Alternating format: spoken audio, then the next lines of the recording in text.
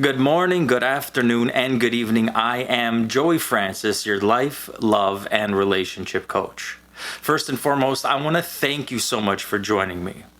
We've spoken already about being ready, and being ready for what exactly? Being ready for a serious relationship, being ready to get yourself back out there, being ready to make new friends. This week, I want to talk about how do we do that?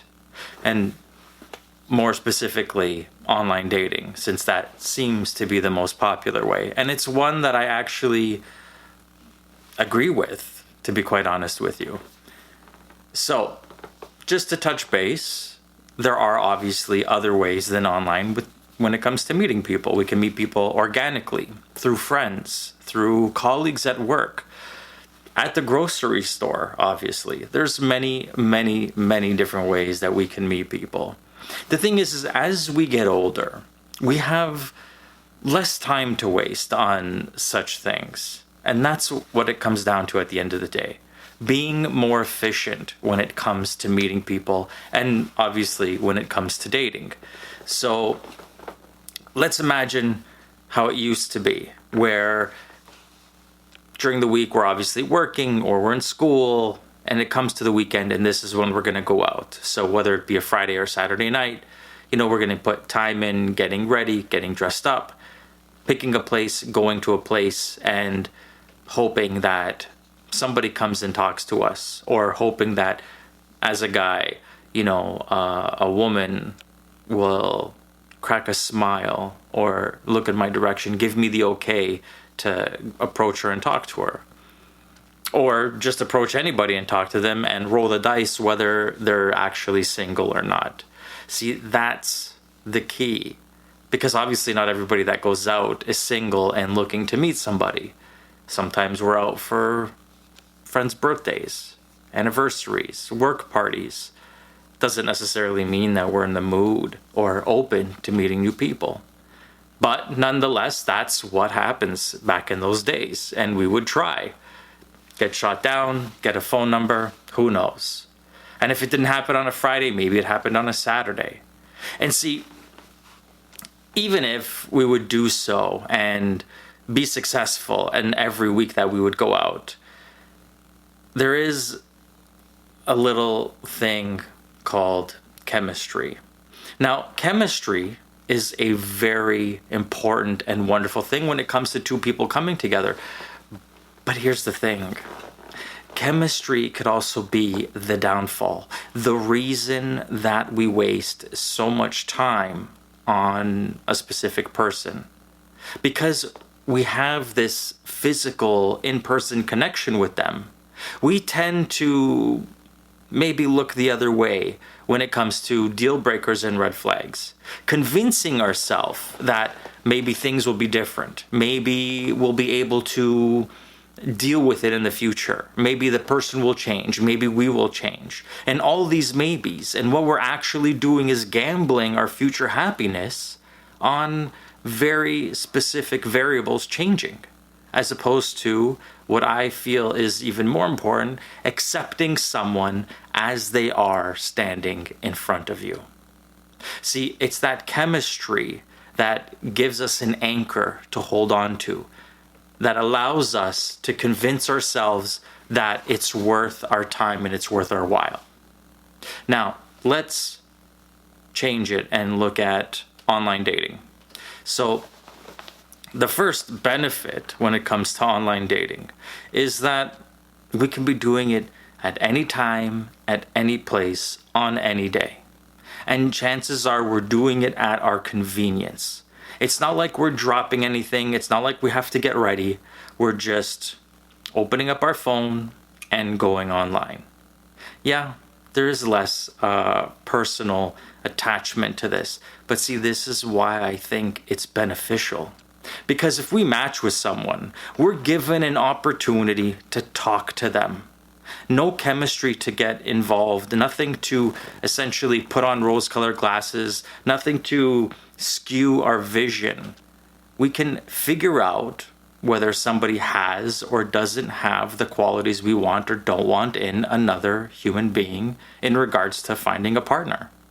We can have conversations with these people. We can figure out whether our values are similar or our future outlooks are the same. Because another, I know, wild tangent, but another key factor in finding a partner that I believe is that as human beings, we're always changing and always evolving.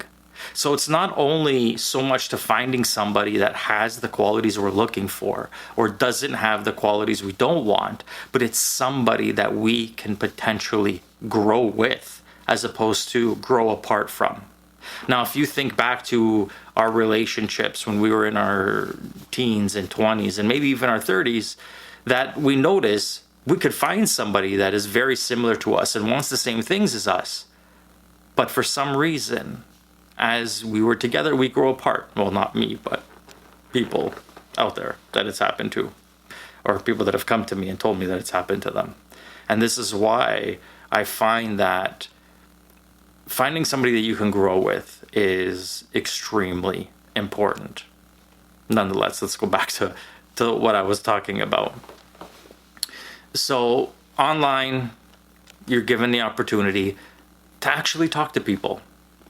And this is why another very important factor before we're jumping online, before we're going out and putting ourselves out there to date, is to figure out the things we want and the things we don't want.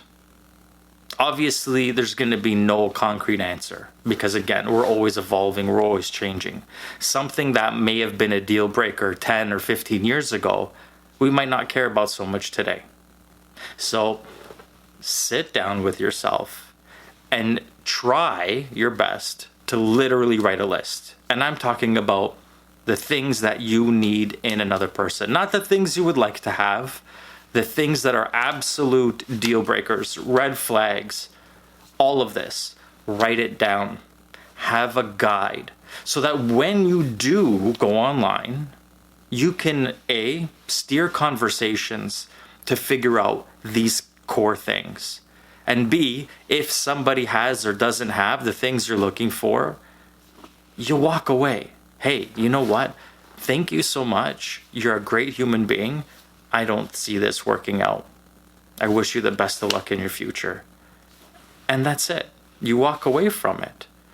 Because there is no chemistry, there's no physical attachment to this person, it becomes very, very easy. A lot of people tend to ghost. We'll get to that on another episode of this. But doing so, A, is very cowardly, and B, it's usually out of fear because they don't want to make someone feel bad or they're scared of how someone's going to react to this. But when you don't have any attachment to somebody, it becomes easier to let them down and say, hey, you know what?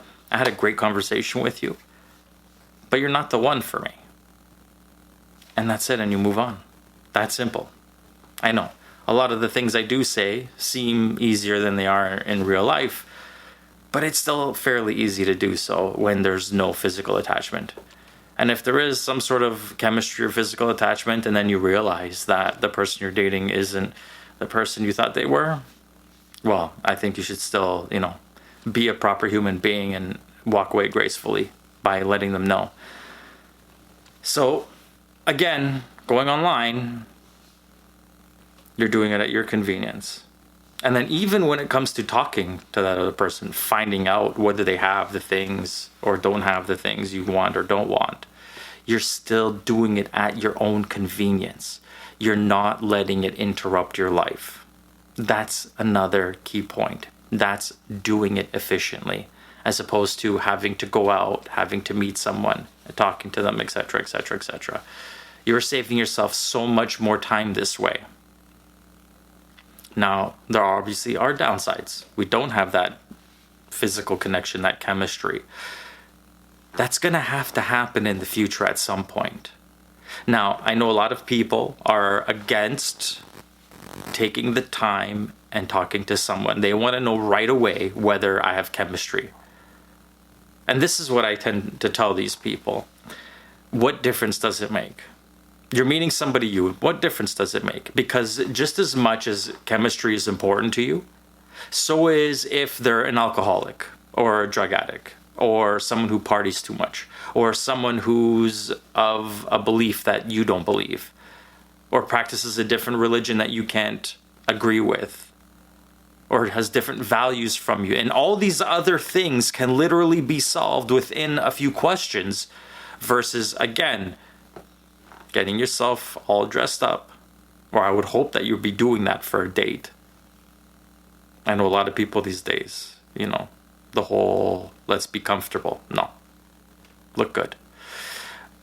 Getting dressed up, going out, driving there, meeting them, spending time with them. And then here's the other big thing. People, demanding dinner dates of sorts. Why? You don't know this person. What if in the first 5 minutes you are absolutely detested by them? Are you going to sit there for the rest of the dinner and be like, Jesus, what am I doing? When all you would have to do is either go for a coffee, go for a drink. Something that can literally last 5 minutes or something that can last 5 hours. And it's completely up to you because you can meet someone, you can talk to them. Hey, you know what? This is great. Let's make this longer if we can.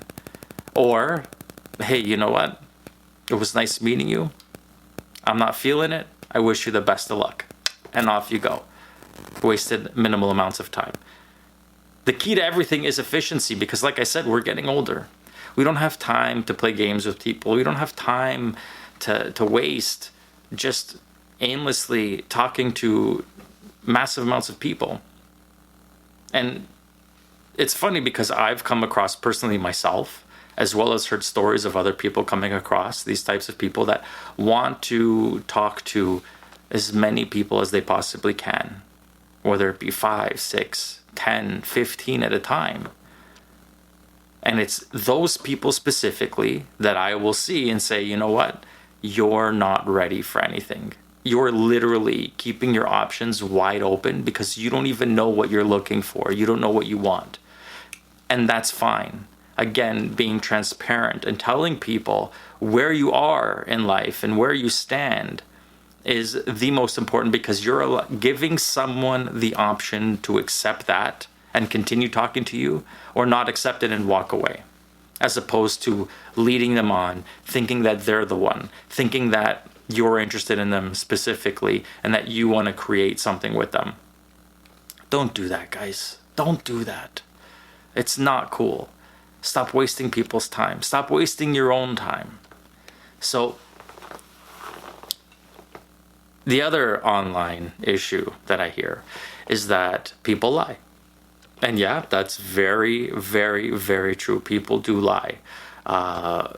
Me personally, being a guy that's been online dating, I've been catfished probably more times than I can even count. And I understand, obviously, that has to do with, you're talking to someone, you get excited about who they are. Obviously, you've seen pictures of them. You ask them to maybe share more pictures, and you think you're satisfied till you meet them, and they're not the person in the pictures.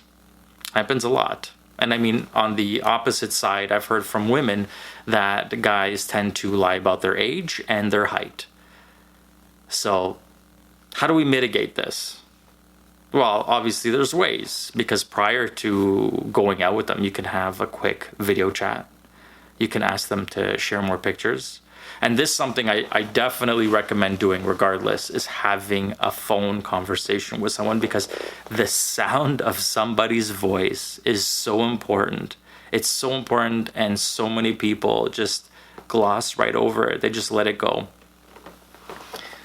You have to like how somebody sounds, because if somebody is annoying to you, it's not going to work. It doesn't matter who they are, what they look like. You obviously have to talk to your partner.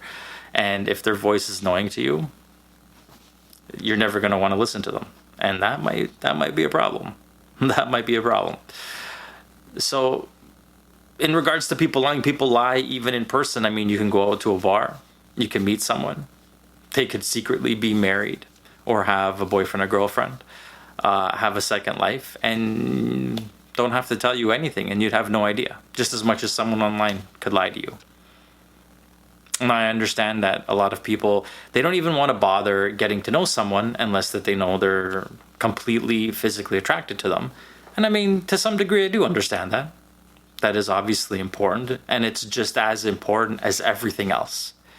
So it's just a matter of where are you putting your priority list of importance? Because obviously we do see pictures of people. You can always ask to see more photos if somebody is maybe not forthcoming with the type of photos they have posted. And you can always ask for a video chat. And if somebody doesn't want to share or do any of these things, you can always walk away, because there's always more fish in the sea, so to speak. This is another beauty of online dating, as in you're not stuck to the amount of people in the room as when you go to a bar or a restaurant. And I mean, as human beings, we are creatures of comfort. We tend to frequent similar places, meaning that the same people are going to be at these places. So it's not going to take much time before there's nothing left for us, where we've essentially checked out all the inventory, so to speak, and have now realized that we need to find somewhere new to go. And that's a very tough thing for us to do, because again, as creatures of comfort and creatures of habit, we tend to keep doing the same things, or the similar things at least. Whereas being online, and this is probably one of the biggest benefits, is that it's everybody in your area. People that you would never come across in your normal daily life that literally might live down the street from you. And it's opening up all these different doors and windows to meeting new people and new experiences. So I know a lot of people out there aren't exactly, especially, the over 40 crowd and maybe even the over 30 crowd. But, 30s kind of lived with it, but provided that they haven't been married since they were in their early 20s. But the over 40 crowd hate the idea of having to go online and talking to people and doing that whole thing, because they just don't understand it. But if you take a different approach, if you take this idea of trying to find chemistry and reverse it essentially, and go online and try to talk to people and find people whom you are obviously attracted to, but at the same time has the things and doesn't have the things that you want and don't want in a partner. Make that your goal. Try to find those people to talk to. And if somebody doesn't have or does have the things you want or don't want, walk away. Don't try to sugarcoat it and think, hey, you know what? Maybe this isn't a big deal, and start to play that game with yourself, because if they're not it, they are not it. Stop wasting your time. There are so many people out there that each and every one of us, can have exactly what we want. But to do that, we have to figure out what we want to begin with. And that is your homework. Provided you're single. Take the time, figure it out, write it down. And any time that something can come to you, keep it in your headspace, because obviously sitting down with a pen and paper and writing this down isn't necessarily going to be, you're not going to figure everything out at once. It's going to take some time. So just keep it in your head, and every time that something new comes, write it down. And keep going through the list and thinking about each and every item on that list. Is this really that important to you? Is this a deal breaker for you? Or is this something you just would like to have, but you don't need to have it? Think of those things. Get it down. This is the place to start, provided that you're ready. Because that is truly the first and foremost important step, is figuring out whether you're ready or not. And then figuring out what you want and what you don't want. Just need a very good idea and guideline for this. That's your homework. I hope you do it. And if you've made it to the end of this, thank you so very, very much. I appreciate you. I am very grateful for you, and I hope to see you again next week. If by any chance you have questions for me, feel free to send me an email at joeyfrances@gmail.com, and I will answer you, or do my best to answer you, and maybe even have a podcast based on your question so that we can help out everybody else as well. Thank you again, and I wish you good luck.